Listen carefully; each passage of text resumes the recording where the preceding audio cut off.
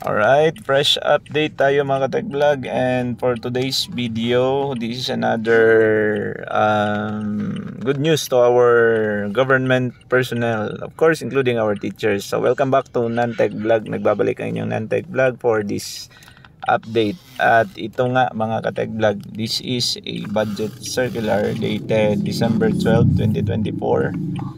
And this is all about the rules and regulations on grant of medical allowance to civilian government personnel. So, ito nga, this is medical allowance to civilian government personnel. So, starting the fiscal year or beginning fiscal year 2025, ay makaka-receive nga tayo ng medical allowance in an amount not exceeding 7,000 pesos per annum to each qualified government civilian personnel as a subsidy po to avail of Health Maintenance Organization HMO type benefits. So yan po yung ating latest na update ngayon when it comes to our allowances, no? But this is subject to the conditions and guidelines to be issued by the DBM or the GOCCs, as the case may be.